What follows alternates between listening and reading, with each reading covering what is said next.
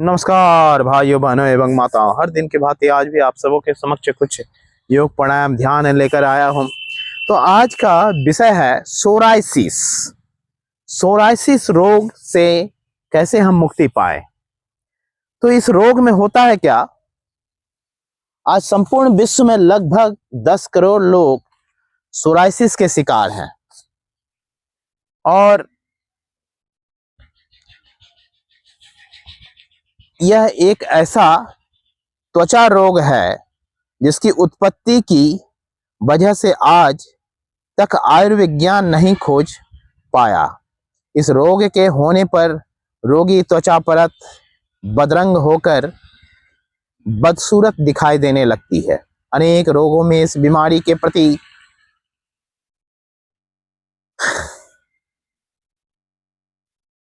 ऐसा प्रतीत होता है कि सोराइसिस रोग 8 वर्ष की उम्र के बच्चे से लेकर 75 साल की उम्र के बूढ़ों तक को हो सकता है। इस रोग का प्रकोप किसी भी मौसम में हो सकता है। बसंत और सर्दियों के मौसम में यह रोग ज्यादा होता है। अक्टूबर से फरवरी तक इस रोग का प्रकोप बढ़ने के पश्चात कम होता चला जाता है। हम आपको एक बार फिर बता दें कि सोराइसिस रोग पीढ़ी दर पीढ़ी होने वाला रोग है। शाकाहारियों की अपेक्षा मांसाहारियों लोगों में यह रोग बहुतायत में होता है। तो सोराइसिस, परतों वाली सोराइसिस इस रोग के रोगी को त्वचा पर गोलाकार लाल वृत्ताकार पपड़ी युक्त छोटे बड़े और कड़े चकते बन जाया करता है और मवाद युक्त सोराइसिस, इस तरह की सोराइसिस के रोगी ज्यादा होते हैं। कॉर्टिकोस्टेरॉयड ग्रुप की औषधि का ज्यादा प्रयोग करने पर लोग मवाद युक्त सोराइसिस रोग से ग्रसित हो जाया करता है। लक्षण होता है क्या, सबसे पहले इस रोग के लक्षण पीड़ित व्यक्ति को कोहनी के पिछले भाग पर प्रकट होते हैं। फिर उसके बाद घुटनों के सामने इस रोग के लक्षण प्रकट होते हैं, जिसमें इन स्थानों की त्वचा बदरंग हो जाती है। कारण, जब शरीर में अम्ल व क्षार की मात्रा में असंतुलन पैदा हो जाया करता है, तब ही शरीर में सोराइसिस रोग की उत्पत्ति होती है। गलत और अनियमित खान पान, गलत रहन सहन, ज्यादा तनाव और प्रदूषण युक्त वातावरण में रहने से शरीर में अम्ल व क्षार की मात्रा में असंतुलन पैदा होता है। आनुवंशिक कारण भी यह रोग हो सकता है, क्योंकि यह रोग पीढ़ी दर पीढ़ी चलता रहता है।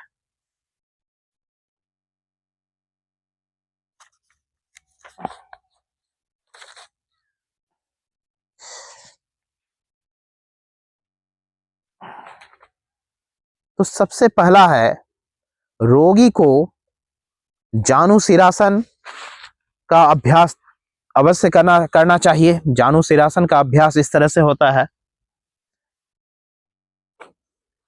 एक पांव को सामने रखेंगे, दूसरा पांव यहां पर, और इस पांव को पकड़ के नासिका को पांव में सटाएंगे।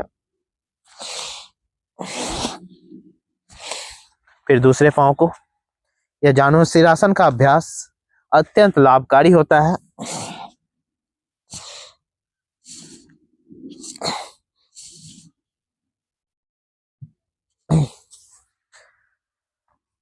और कुर्मासन का भी आप अभ्यास कर सकते हैं।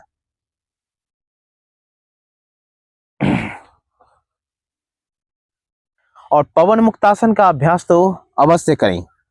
पवन मुक्तासन जो है आपको सोराइसिस में बहुत ही अत्यंत लाभकारी होता है।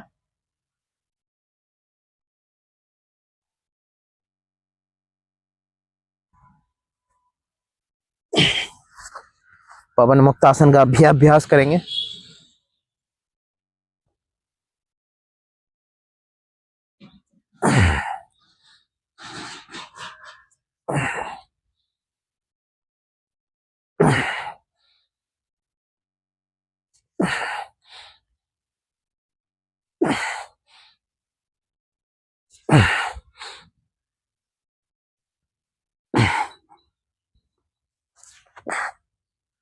थोड़ा सा इस तरह से कर लेंगे। उसके बाद है उदर शक्ति विकास क्रिया। उसके बाद आप अर्ध मत्स्येंद्रासन या उष्टासन का भी अभ्यास कर सकते हैं। उष्टासन बस इस तरह से करना है।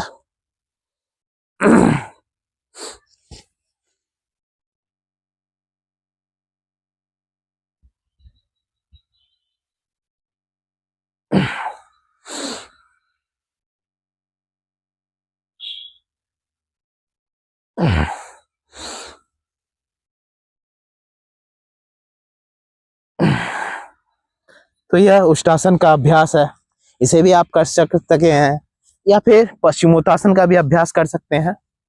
दोनों उंगलियों से इस अंगूठे को पकड़ लेंगे और सामने की तरफ झुकेंगे।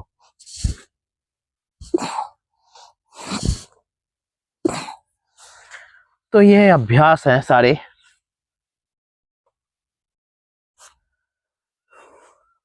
तो इन अभ्यासों को आप हर दिन करेंगे। पद्मासन में बैठेंगे।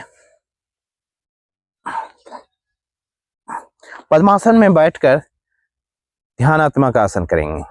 लंबा गहरा सांसों को लेंगे,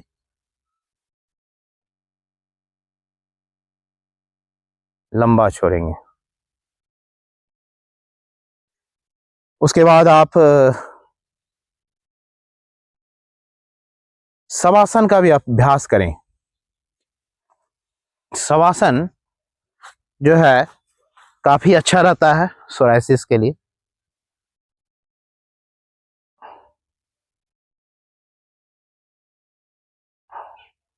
कम से कम 5-10 मिनट से 15 मिनट हर दिन इस तरह से सोया करेंगे शवासन में।